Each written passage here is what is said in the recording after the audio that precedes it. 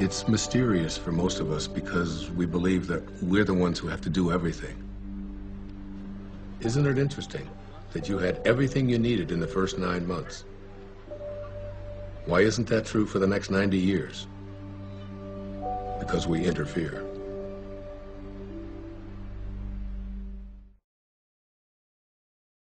School is an 18-year forced government training program that sterilizes the potential for brilliance in children. Those who actually survive schooling and survive conformity and continue on to think for themselves truly are a rare breed. All children start out as curious, highly experimental minds, and then one day they're sent to school. Mandatory schooling has never consisted of anything but the memorization of monotonous dead facts and training children to master repetitious behavior. For the greater part of their day, everything the child says must match the interest of their school teachers. Their behavior must coincide with a set policy and a set regulation. They cannot use the bathrooms without permission. If they wish to speak, they must raise their hands. And after every hour or so, a bell rings and everyone must move to it. It couldn't be any more slave-like. And this type of training becomes a ritual for the child. It becomes the plot background for their television shows and books, or the ideology taught to them by a teacher or a parent. An entire monoculture is being developed here, stripping children of their power to cause trouble for the state at an early age, training them to be good servants of the politically correct. Their environment is much like a prison, by the population lacking any ability to check the authority of the warden. The process becomes a matter of rubber stamping. They have no control over their entire lives, which is directly related to youth violence, because the only control they have is between each other. Mandatory schooling produces children who are either terrified of the tyranny of others or have been raised to perpetually exploit the conditions of others. It's just like the prison system. Forced cohabitation. The child's presence in certain buildings and their engagement in state-regulated behavior is under penalty of imprisonment.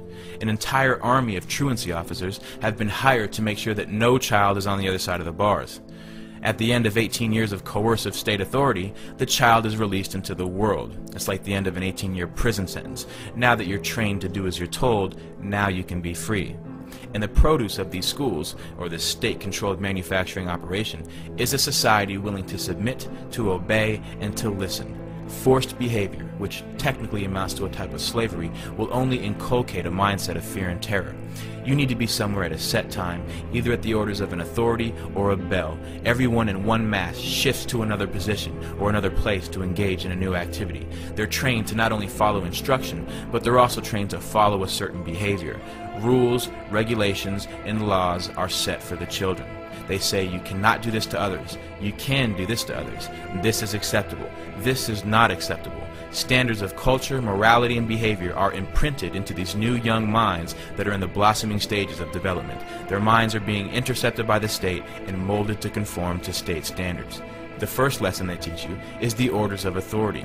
The second lesson is to work with each other to achieve the desired ends of those in control.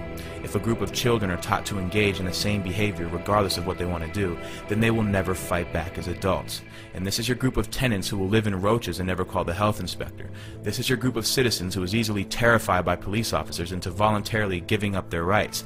This is your group of workers who surrender their lives to the corporation who tells them how to dress, how to speak, what time to wake up, which means they essentially tell you what time to go to sleep if they tell you what time to wake up. This is nothing new. These are the fruits of mandatory schooling. If we look into the roots of 19th century industrialism, the Civil War demonstrated to industrialists and financiers how a standardized population trained to follow orders without significant thought could be made to function as a money tree. It's no surprise that global power and corporate wealth is based on a third-rate educational system that works against developing individuals of true character and true intellect. Because the mindless bureaucrat or the thoughtless worker who will follow a system without question is the pattern that our system depends on. And this is what school produces. The system is not designed to educate the public, which is why federal and state bureaucracies call the shots, not the parents, not the local school boards.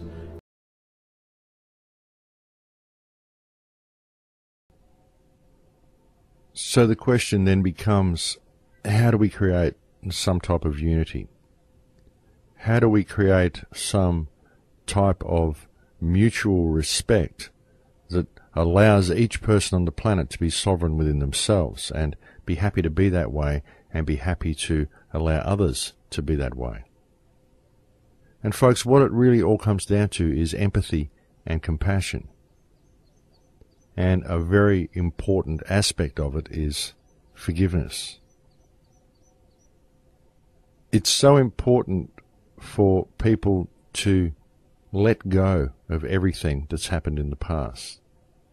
Release their grip on all of the negative emotions that they're holding on to. All of the revenge that they feel they would like to carry out against other people.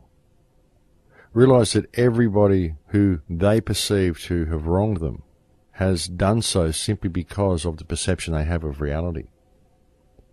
And holding on to that and wishing to do harm to them as an act of retribution simply continues the problem. It just compounds the problem. When you seek to carry out an act of revenge against someone, all you're really saying is, it's okay for you to have messed up my life because now I'm going to mess up your life, because that's what people do. And you simply do exactly what was done to you, and you become that which you hate. You become that which you felt so bad about when it was inflicted upon you, and yet you are so willing to inflict it upon someone else, when in fact the act of doing so only serves to validate the actions of the person who wronged you. The trick is to lead by example, folks, and to be the change you wish to see in the world. Obviously, negative energy was created when you were wronged, or you wouldn't have felt negative about it. So why then would you wish to create exactly that same energy? You begin to see why you have to let go of all of these bad feelings and all this negative emotion, because these people have only wronged you the way they have because they can't perceive what reality is. They've been trained to be that way. So it doesn't matter what people have done. What matters is what we do from this point forward. And the only thing that we need to really get it off the ground is mutual respect, empathy, and compassion. The word enthusiasm breaks down to entheos-iasm, which means the God within. When you have passion, when you have enthusiasm for something inside of you, that's really God speaking to you and saying to you, don't get to the end of your life and have to be able to say what Ivan Illich said. What if my whole life has been wrong? I can't think of a greater tragedy than that.